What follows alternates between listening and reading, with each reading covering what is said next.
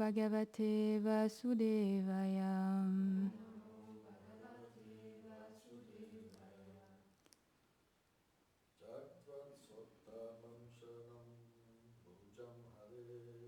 Vyagta svadharmam charanam bhumjam harer. Bhajama pagutat patetato yadi.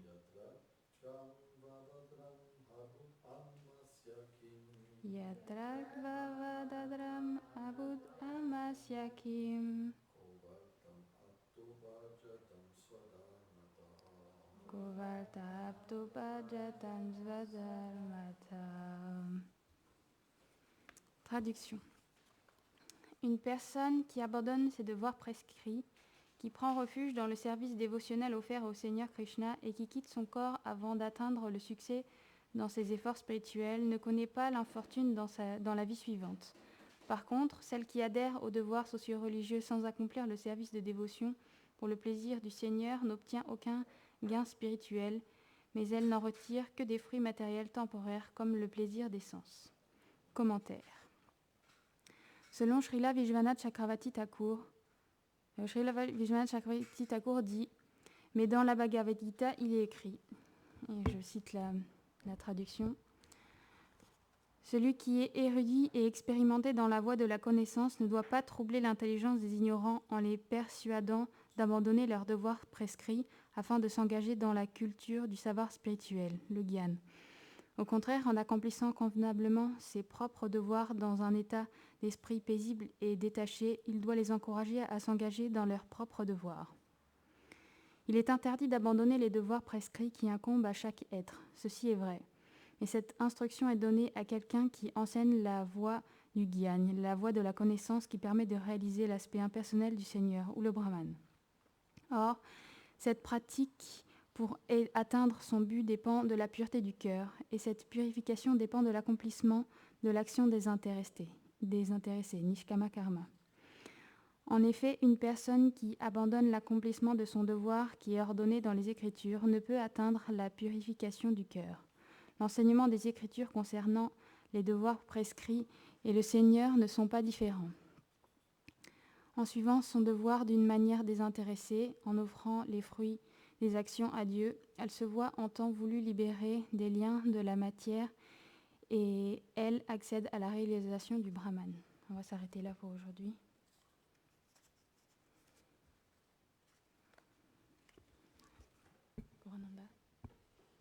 Gorananda, est-ce que tu peux donner le micro à Gurudev, s'il te plaît?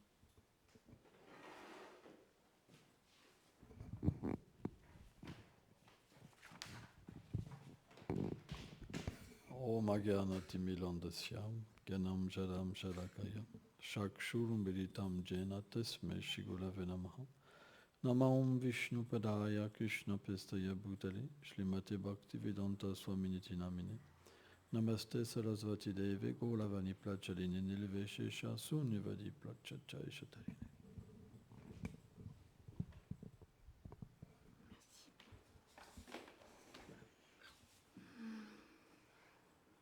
Alors, je suis désolée, je suis arrivée un peu tard. Le chapitre est un peu long et j'ai mis du temps avant de tout finir de préparer. La dernière fois, on s'était arrêté. Quel passage exactement? J'étais sur la page suivante.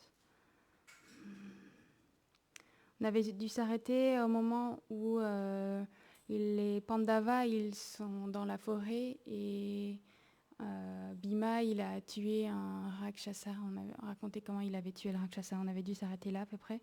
Donc là, les Pandavas ils sont dans la forêt à l'intérieur à Kamyaka. Et à ce moment-là où ils sont en train de s'installer dans la forêt, il y a Krishna, Balaram, il y a Drishtadyumna, Shikandi, Subhadra, Abhimanyu et beaucoup de rois et les fils de Draupadi aussi qui viennent visiter les Pandavas à cet endroit-là dans la forêt. Et quand tous ils voient les conditions des Pandavas qui sont habillés avec des peaux et des peaux de biche et qui sont avec les cheveux noués, enroulés au-dessus de la tête dans cette condition d'ascète. Alors ça met Krishna et Balaram en colère de les voir dans cette situation. Et Krishna, il se met à parler et en fait, il dit que c'est inacceptable de voir que cette chose-là a pu arriver et que en fait, juste il avait envie de tuer Duryodhana, de tuer tous les partisans de Duryodhana. Il s'est mis dans une colère vraiment très forte. On aurait dit qu'il allait détruire toute la création, en fait, tellement il se mettait en colère. Il voulait tuer Karna, il voulait tuer Shakuni, Dushashan. Il parlait comme ça de toutes ces personnes qui ont été cruelles avec Draupadi et cruelles avec les Pandavas, qui les ont mis dans cette situation de devoir vivre toutes ces années dans la forêt. Et il s'est mis dans une telle colère que Arjuna, quand il a vu ça, il a commencé à réciter des prières à Krishna en fait pour l'apaiser. Et je crois que c'est hier, on a lu un passage où, je ne sais plus, c'est Rasaïla qui en parlait, qu'on récite les gloires de Krishna et que ça l'apaise. Et en fait, là, c'est ce que Arjuna, il a fait. Il a commencé à raconter toutes les gloires, comme il est la cause de la création, il est le commencement, il est la fin de toute chose, qu'il est la suprême personne originelle, il est l'origine même des Devas et même de Brahma. Et il est apparu en différents moments, dans différentes incarnations.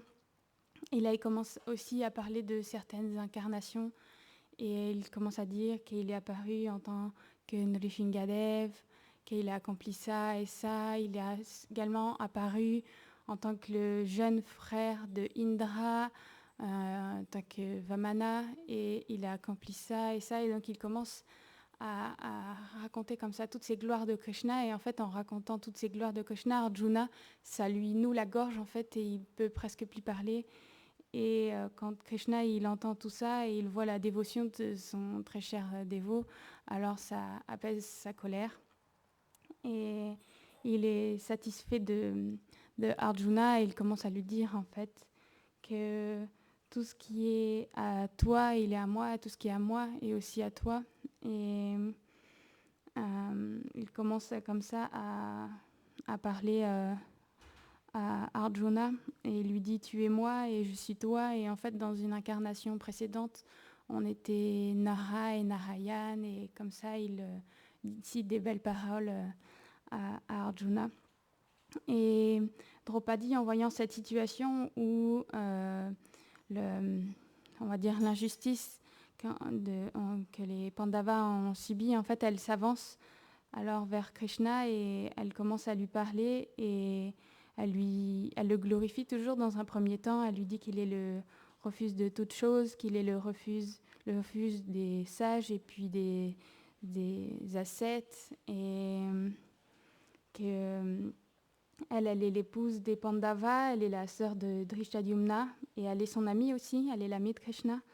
Mais comment ça se fait que ses époux, dans cette situation, pour le jeu de dés, ils sont juste restés assis et en fait elle est en colère, quelque part elle est en colère contre ses époux et elle dit comme honte à la force de Bhima et honte à l'arc Gandiva de Arjuna parce qu'ils n'ont rien fait en fait pour la défendre. Et elle lui dit et toi du coup en fait elle lui dit en fait toi t'es mon seul refuge et pourquoi il y a 4 raisons pourquoi elle est son refuge, c'est pour une raison aussi familiale puisque en étant l'épouse des Pandavas, puisque les Pandavas ils sont liés, ils sont les cousins en fait de Krishna, alors il y a une raison familiale au fait d'être lié à Krishna. Il y a une relation d'amitié entre Draupadi et Krishna. Il y a le respect que Krishna il a envers Draupadi et le fait que Krishna il soit le seigneur de Draupadi.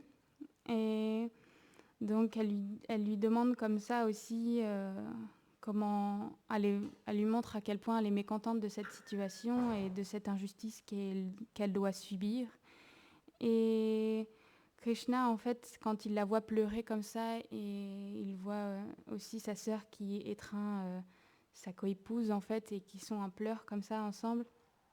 Et en fait, il lui dit que bientôt, les épouses de ceux qui l'ont fait souffrir, et elles pleureront comme elle pleure aujourd'hui en fait, et qu'il y aura un grand conflit, une grande guerre, et que toutes ces personnes-là, elles mourront, et que Draupadi, elle deviendra la reine des reines. Il essaye de la rassurer comme ça, et il lui parle de cette façon.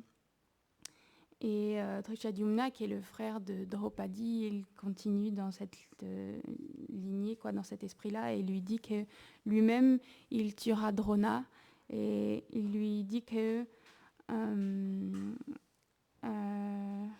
alors il y a lui qui va tuer Drona, que Shikandi, qui est aussi un autre frère de Drishtadyumna et Draupadi, lui, il tuerait Bhishma, que Bhima, il tuerait Duryodhana, et Arjuna, il tuerait Karna et tous ses partisans, en fait. Et il explique comme ça que, en quelque sorte, de cette façon-là, ses problèmes à Draupadi seront résolus en temps voulu.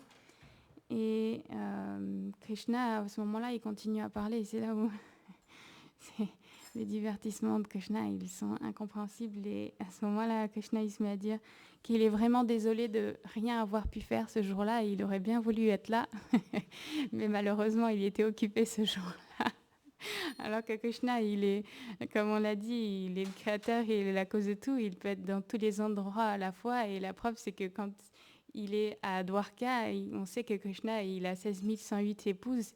Et il est dans les 16 108 palais en même temps, il accomplit des actions différentes. Et là, et alors même qu'on a dit aussi que pendant le jeu de dés, il était venu au secours de Draupadi en lui donnant un sari illimité, mais en même temps, dans ce jeu, Krishna, il dit « Je suis désolé, mais j'étais occupé ailleurs ». De cette manière, il perd les gens qui ne veulent pas comprendre Krishna, et il leur donne une raison de ne pas pouvoir le voir, en fait.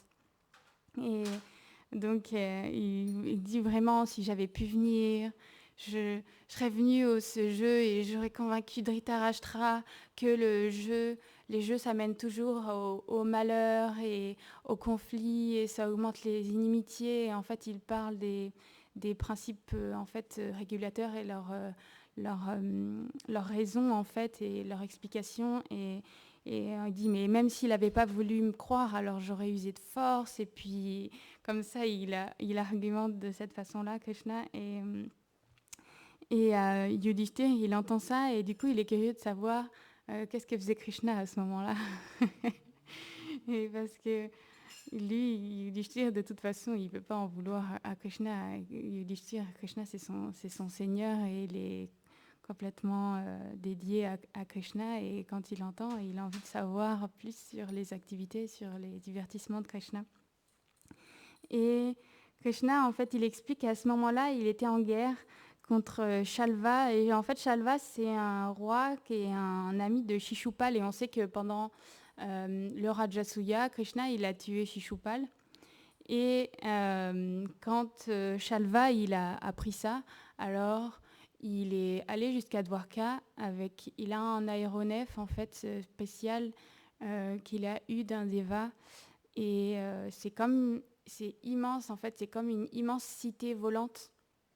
Et il est venu à Dwarka comme ça, avec sa grande cité volante. Il a commencé à attaquer Dwarka, à bombarder Dwarka, en pensant que Krishna, il était présent, et en essayant de le défier, en fait. Mais à ce moment-là, Krishna, il était encore avec les Pandavas, en fait. Il était encore dans le royaume des Pandavas, donc il n'était pas là. Et quand Krishna, il est rentré à Dwarka, il a constaté tous les dégâts qui avaient été faits, et du coup, il y a une guerre qui a eu lieu avec le roi Shalva. Il était occupé à ce conflit, et il explique comment il a combattu, en fait, contre Shalva, comment Shalva, avec des pouvoirs d'illusion, il a voulu faire croire à Krishna que Vasudev, son père, il avait été comme tué pendant la bataille, et donc différentes étape, en fait, de la guerre, et comment Krishna, finalement, il a réussi à tuer Shalva et détruire la cité volante. Et après ça, il est rentré à Dwarka, et il avait pour devoir de rétablir, en fait, de tout rétablir sa cité. Et quand quand ça s'est passé, Krishna, il était à ce moment-là d'avoir ce devoir-là. Et quand il est rentré, il explique que c'est Satyaki qui lui a expliqué ce qui s'était passé et c'était comme trop tard. Et du coup, il se lamente quelque part, il fait comme semblant, mais parce que on sait très bien que pendant le jeu de dés, Krishna, il avait demandé à Bhishma et aux aînés de ne pas agir en fait. Et c'était la volonté de Krishna que tout ce divertissement il ait lieu parce qu'il avait un enseignement à nous donner. Et on sait que pendant ce conflit, il nous a énoncé la Bhagavad Gita, donc il a profité de tous ces divertissements pour nous donner beaucoup de leçons de vie.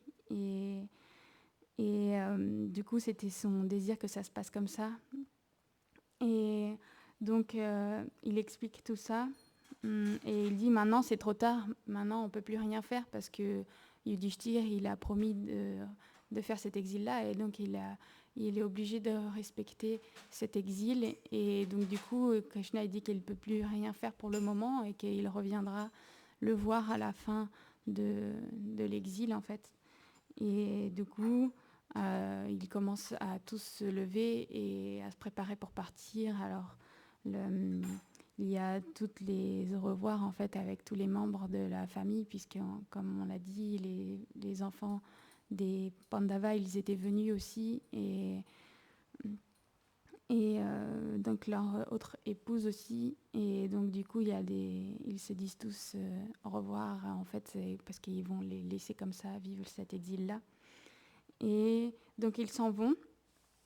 Et à ce moment, les Pandavas, ils décident de changer d'endroit et de s'enfoncer un petit peu plus dans la forêt de Kamyaka. Et ils vont jusqu'à un lac qu'on appelle Dvaitavana. Et c'est un endroit vraiment merveilleux où il y a plein d'oiseaux différents. Il y a des coucous, il y a toutes sortes d'oiseaux, des cygnes sur l'eau, toutes sortes d'autres oiseaux qu'on ne connaît pas forcément. On a les noms en sanskrit, mais on ne connaît pas forcément toutes ces espèces. Et c'est vraiment avec des arbres fleuris. Il y a beaucoup de sages qui vivent là et qui pratiquent leur ascèse à cet endroit-là. Et les Pandavas, ils décident que c'est un bel endroit pour vivre leur exil. Alors, avec Domya, il choisit un jour et il sanctifie un endroit. Et à cet endroit, il construit des huttes pour s'installer. Et à ce moment-là, il passe un certain temps et Markandeya, qui est un grand sage, il arrive et il vient voir les Pandavas. Et quand Markandeya il voit les Pandavas dans cette condition, il sourit. Et Yudhishthir, en voyant le sourire de Markandeya, il ne comprend pas parce que tous les sages et toutes les personnes qui sont venues les voir, quand ils les ont vus dans cette situation de souffrance dans la forêt, etc., ils ont été plutôt attristés et compatissants envers ça. Et du coup, Yudhishthir lui demande « Mais pourquoi tu souris à notre souffrance, en fait ?» Et Markandeya, elle dit « En fait, non, c'est pas que je comprends votre situation et je suis alarmée de cette situation. Je suis triste de cette situation, mais quand je vous vois comme ça dans la forêt, alors, parce que, en fait, j'ai expliqué que Markandeya, il est là depuis l'aube de la création. Alors, il a eu l'occasion, dans un âge passé, de voir le Seigneur Ramachandra, en fait, en exil dans la forêt. Et quand il voit les Pandavas comme ça, dans cet exil, alors ça lui fait penser à son Seigneur Ram, qui était lui-même exactement dans une situation similaire. Et en fait, il explique ça à Yudhishthir, que c'est pour ça qu'il sourit et il se rappelle comme ça Ramachandra avec Lakshman et avec l'épouse de Ram, Sita. Et il dit comme toi, Ram, il a une âme noble et innocente, et comme ça, il glorifie et il compare Yudhishthir avec Ramachandra. Et comme toi, il a été exilé dans la forêt par obéissance envers ses relations familiales et pour obéir à son père, en fait. Et comme Ramachandra, à la fin de ton exil, tu pourras retrouver ton royaume. Et donc comme ça, il a glorifié Ramachandra, et Yudhishthir, il était heureux d'entendre toute cette chose-là. Et après ça, le sage, il retourne dans la forêt, il s'en va. Et dans cette forêt-là, les Pandavas, ils vivent dans une très belle atmosphère, puisque les brahmanes qui sont présents, les ascètes qui sont présents, ils récitent tout le temps les mantras des Védas, et ils passent aussi du temps à chasser pour continuer à... On sait que les kshatriyas, les guerriers, ils sont un devoir de protection envers le peuple, et c'est pour ça que la chasse, elle leur est autorisée, pour qu'ils puissent s'entraîner au combat. Et aussi une deuxième raison, c'est que comme il y a beaucoup de bêtes sauvages dans la forêt, comme des tigres et d'autres animaux sauvages, ils protègent les sages en fait, en régulant toutes ces sortes d'animaux dans la forêt. Et donc du coup, ils passent du temps aussi à chasser dans la forêt. Et, hum, et en fait, petit à petit, avec la présence des sages, Yudhishthir, il voit sa peine s'apaiser en fait, parce qu'il était très dans cette difficulté d'avoir causé autant de souffrance à ses frères et à son épouse, etc. Et c'est une situation qui est difficile à vivre pour lui. Et par la présence de tous ces sages et de leur enseignement, alors sa peine s'apaise, et quelque part il est heureux de vivre une vie simple de spiritualité dans la forêt. Mais il garde toujours quand même son rôle de kshatriya à l'esprit, parce c'est quand même c'est son devoir, et comme on le disait dans ce verset du Srimad Bhagavatam, on doit quand même conserver son devoir. Simplement, il engage tous ses actes pour le Seigneur, et c'est ça qui est le plus important. C'est pas l'inaction ou ces choses-là qui vont satisfaire le Seigneur, c'est continuer nos devoirs, mais engager toute chose pour le Seigneur. Et lui, du coup, il garde son devoir quand même de kshatriya à l'esprit. Et Draupadi, elle a beaucoup de difficultés à chasser sa tristesse. Cette situation dans la forêt, elle est vraiment difficile, et elle trouve que tous ces événements qui les ont amenés dans cet exil, c'est vraiment difficile à vivre et à comprendre pour elle. Et elle garde toujours aussi à l'esprit l'humiliation qu'elle a eue de Duryodhana, etc. Et elle est très en difficulté à cause de ça, et du coup elle va voir son époux Yudhishthir, et elle lui parle de ça. En fait, elle dit oui, eux, nos ennemis, ils sont en train de vivre à Hastinapur dans une telle opulence, et alors que eux, ils sont comme ça dans la forêt à vivre simplement. Elle dit, je me souviens de toi sur ton trône d'ivoire, que tu étais vêtu de vêtements en soie. Maintenant, tu es sur le sol nu, et tu es vêtu avec juste des écorces et des peaux de biche. Et ton corps, il est enduit de boue, alors qu'avant, il était enduit de pâtes de bois de santal, etc. Et donc, elle dit ça, à quel point ça l'attriste, et que ses frères également, ils vivaient aussi dans un certain confort depuis tant d'années, et que maintenant, ils doivent vivre comme ça d'une manière tellement simple dans la forêt. Et elle est attristée de voir tout ça, et elle comprend pas pourquoi Yudhishthir il reste tellement calme dans cette situation. Comment ça se fait qu'il se met pas en colère, et qu'il règle pas son conflit avec Duryodhana en fait. Et elle comprend pas euh, pourquoi elle fait ça. Elle dit, tu vois pas comment Bhima il est obligé de retenir sa colère, comment Arjuna il est tout le temps en train d'aller voir Bhima pour l'aider à restreindre sa colère en fait. Et donc elle lui parle comme ça de tout ça. Elle dit, pourquoi tu t'es pas levé quand tout ça s'est passé, pourquoi tu t'es pas levé, pourquoi t'es resté assis. Et en fait elle lui cite différentes écritures. C'est difficile de parler de tout, mais elle lui parle de l'équilibre entre le fait de tout pardonner et de rien pardonner. Elle dit, celui qui pardonne vraiment toute chose, il finit par plus être quelque part respecté et d'être abusé, mais celui qui pardonne rien en même temps, il se retrouve seul en fait, sans amis, etc. Et donc il y a en équilibre, et elle justifie le fait que les actes de Duryodhana, ils étaient vraiment répréhensibles. En fait, il y a tout un enseignement au niveau du pardon, à qui on peut pardonner. Et il y a différentes sortes. Ça veut dire celui qui a commis qu'une seule erreur, il doit être pardonné. Celui qui a commis une erreur, mais sans le vouloir, sans le faire exprès, il doit être pardonné. Donc il il y a différentes explications à comment accorder son pardon ou non, et elle essaye de prouver comme ça à son époux que là, il faudrait qu'il se mette en conflit en fait avec Duryodhana.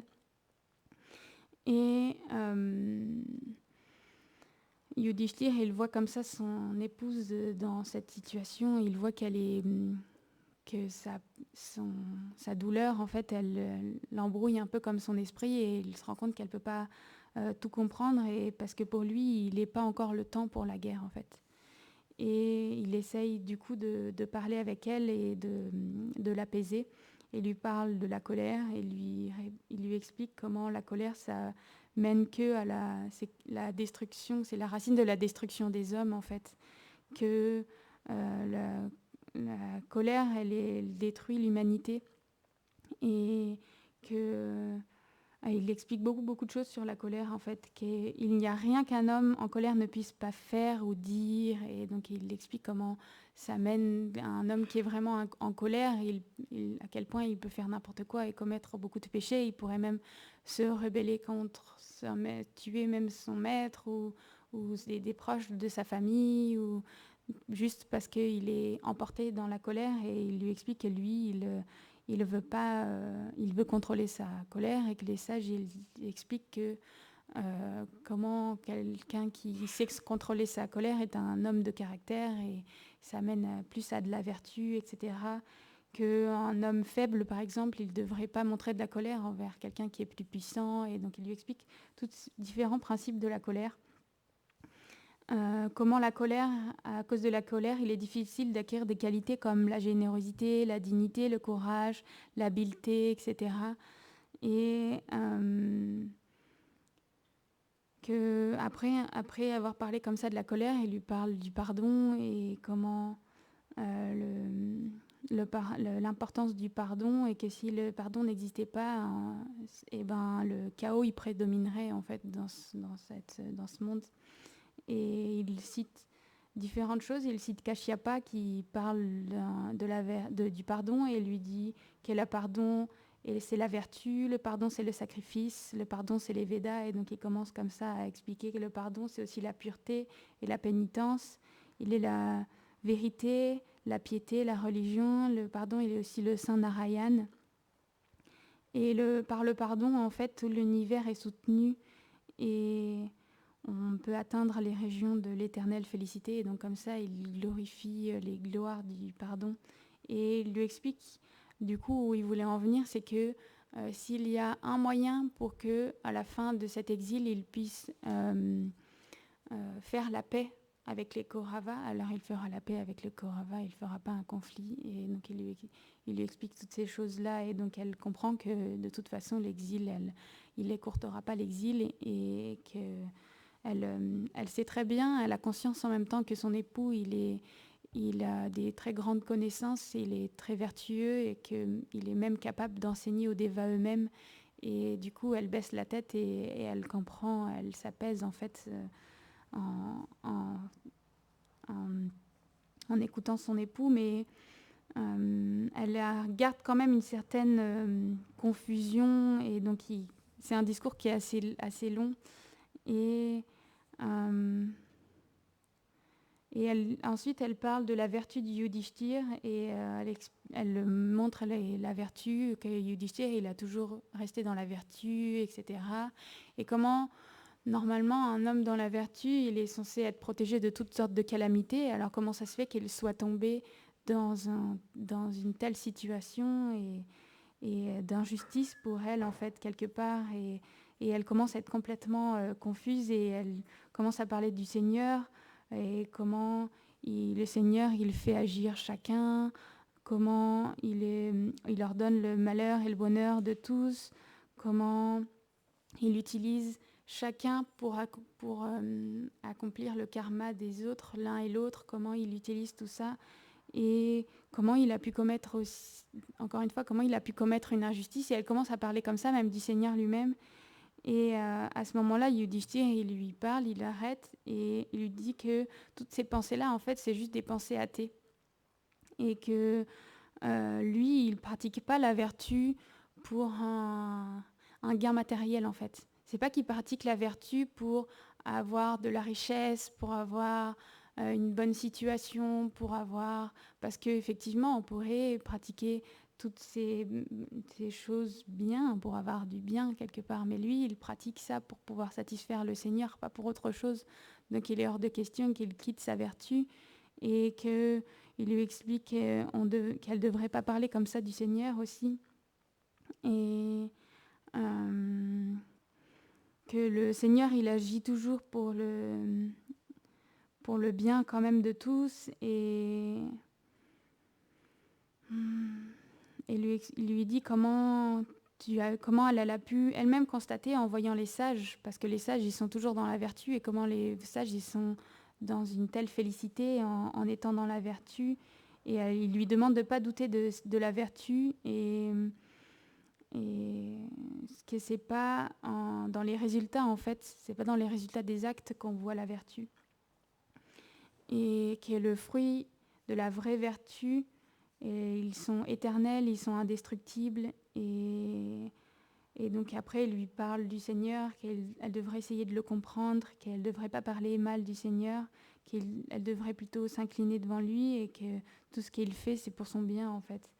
Et de nouveau, Draupadi, elle baisse la tête, et effectivement, elle dit que tous ces résultats qui peuvent arriver, ils peuvent être aussi le fruit d'actes de vie aussi antérieurs. Et on a vu comment elle a expliqué, Rasaïla hier, je ne sais plus exactement dans les détails ce qu'elle disait, elle parlait des vies passées de Draupadi, etc. Donc comment ça peut être les résultats de vie antérieure. Oh oui, encore, je n'ai pas fini. Et après, ensuite, elle part sur encore un autre sujet et comment elle comprend tout ça, mais pourquoi, en tant qu'un kshatriya, il faudrait quand même pas rester inactif et il faudrait faire quelque chose. On ne peut pas juste rester à rien faire. Et à ce moment-là, Bhima, qui a réussi à se restreindre jusque-là, mais il n'en veut plus et il se met à parler. Et là, je vais passer un peu tout ce qu'il dit parce qu'il a de nouveau un long discours et il est dans cette humeur où il a restreint sa colère pendant tellement longtemps et maintenant, comme il laisse éclater tout ce qu'il a retenu jusqu'à maintenant, et que Yudhishthir, il est un roi, il n'est pas un ascète, donc il ne peut pas juste rester comme ça à rien faire dans la forêt. Lui, Bhima, en fait, pour résumer, il est pour le fait d'aller combattre Duryodhana maintenant, et que ça a été difficile de ne pas le faire jusqu'avant. Et il demande un peu c'est quoi cette vertu qui fait qu'il reste là à rien faire dans la forêt. Et après, il commence à s'apaiser un peu. Il lui dit en fait, mais tu sais, le peuple, il veut que ce soit toi qui gouverne. Et donc, il commence à lui parler après comme ça.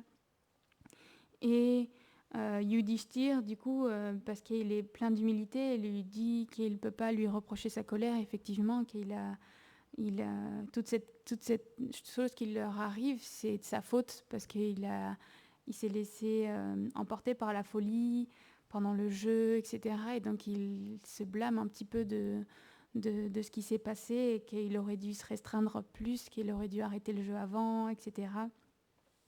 Bien qu'on sait très bien qu'il n'aurait pas pu faire autrement, il explique à ce moment-là que tout ça, c'est de sa faute. Et Bhima, du coup, il continue à parler. Il dit, en fait, tu sais, ça fait 13 mois qu'on est dans la forêt, et on sait que dans certains passages des Écritures, on peut comparer un mois à un an. Donc, on a fait 13 mois, ça pourrait être bien équivalent à 13 ans. Alors, on pourrait très bien rentrer et déclarer la guerre contre les Duryodhana, etc. Il ne quitte pas son idée de se venger de tout ce qui a été fait. Et à ce moment-là, en plus de ça, Bhima, il se pose la question de la 13e année d'incognito. Il ne voit pas du tout comment les Pandavas ils pourraient rester passer inaperçus, en fait, parce que tout le monde les connaît, etc. Et donc, du coup, il essaie de trouver cette solution-là.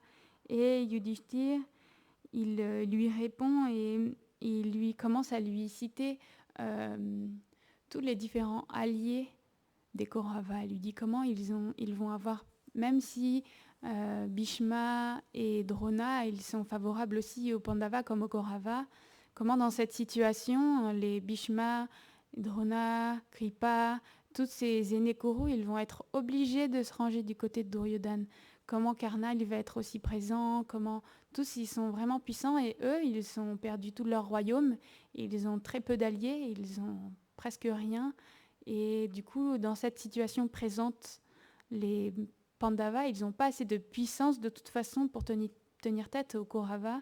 Et Bhima, à ce moment-là, il comprend et vraiment, on voit qu'Yudhishthir, il a vraiment cette peur beaucoup contre Karna parce Karna, il est quelqu'un d'extrêmement puissant et il parle de son armure et je voulais parler d'un passage la semaine dernière et je ne l'ai pas fait et en fait, à ce moment-là, ça s'y porte beaucoup plus. Comment Karna, il a une armure, il est né en fait avec une armure naturelle sur son corps et on sait il est né avec des boucles d'oreilles et une armure et grâce à ça il est comme indestructible en fait et donc il est un ennemi puissant et quand on est allé à Paris on m'a raconté une histoire, alors c'est vraiment résumé parce qu'on parlait comme ça spontanément et il m'expliquait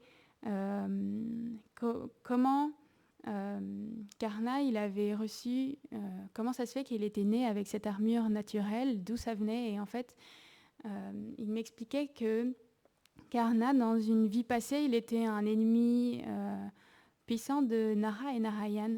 Il avait, comment, à la base, il était comme, souvent on parle des asuras, comment on parle des démons, comment ils font des ascèses en fait pour plaire aux devas et en fait Karna dans cette incarnation il avait fait des prières aux devas du soleil et satisfait de ses pénitences et le soleil Surya il lui avait accordé là je sais plus exactement mais un certain nombre comme ça d'armures comme couche sur couche en fait il avait je sais plus si c'était 100 ou 1000 ou il avait comme ça un certain nombre d'armures comme l'une sur l'autre et que l'ennemi qui casserait une de ses armures, il exploserait en fait. Et du coup, grâce à ça, Karna, je ne sais pas le nom qu'il avait dans cette incarnation, il est devenu très puissant et il arrivait à assujettir, comme on l'a vu dans plein d'histoires différentes, les devas, etc.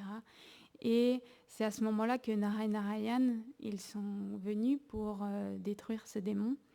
Et il expliquait comment un après l'autre, ils ont brisé les différentes armures et donc il y en a un, après il tombait comme mort et l'autre il lui redonnait comme la vie. Donc c'est un divertissement parce que Narayan c'est le seigneur, donc c'est Narayan c'est vraiment spécial, mais comment dans ce divertissement ils avaient petit à petit détruit toutes les différentes armures de Karna, mais il en était resté une. Et au moment où il en était resté plus qu'une seule, alors Karna, il avait pris refuge de Surya pour protection.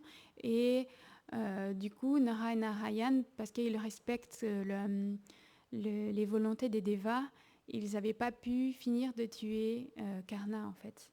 Et on le voit suite à ça, Karna, il a pris naissance avec cette dernière armure qui lui restait finalement.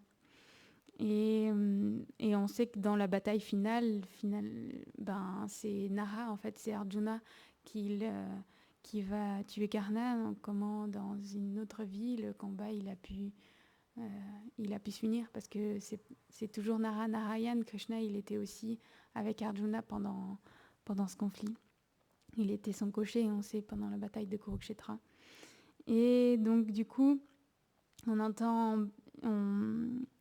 Yudhishthir, donc il parle de ces forces-là et Bhima il est forcé de constater que son frère il a raison et que c'est pas le moment et ils peuvent pas lutter pour le moment contre les Kauravas parce qu'ils sont trop puissants et eux ils n'ont pas encore assez d'alliés. Et donc il continue à vivre mais peu de temps après ça parce que Vyasadeva il comprend la pensée de Yudhishthir. Vyasadeva, il est venu les visiter et il a voulu parler avec Yudhishthir en privé et il lui a expliqué en fait comment il allait pouvoir vaincre Bhishma, Drona, Kripa. Il commence à lui expliquer tout ça, Karna, Duryodhana, comment il allait pouvoir les vaincre. Et en fait, du coup, il lui enseigne le pratismriti et il lui dit, en fait, je t'enseigne ça et toi, tu l'enseigneras à Arjuna. Et en fait, cet enseignement-là, il sert à, à parcourir des très longues distances en peu de temps. Et il demande à Yudhishthir d'envoyer Arjuna dans les Himalayas et comment il doit approcher en fait les devas. Il demande à Arjuna d'aller approcher les devas et d'aller recevoir leurs différentes armes mystiques en fait. Et que Arjuna, grâce à son ascétisme et à ses prouesses, il allait être capable d'approcher les êtres célestes, d'autant plus qu'il est Nara, et donc il allait pouvoir approcher les devas. Et donc du coup, après avoir donné cet enseignement-là, Vyasadeva, il s'en va, mais quand même avant de partir, il demande aux Pandavas de quitter l'endroit là où ils sont, parce que ça fait déjà un peu plus d'1 an qu'ils sont à bord de ce lac-là, et ça fait, comme ils chassent depuis tout ce temps, alors la population des animaux, elle a quand même pas mal diminué, et il demande du coup aux Pandavas de changer d'endroit en fait. Et donc du coup, les Pandavas, ils s'enfoncent un peu plus dans la forêt de Kamyaka, et là, cette fois-ci, ils vont s'installer au bord de la Sarasvati. Et ce sera tout pour aujourd'hui. Jai.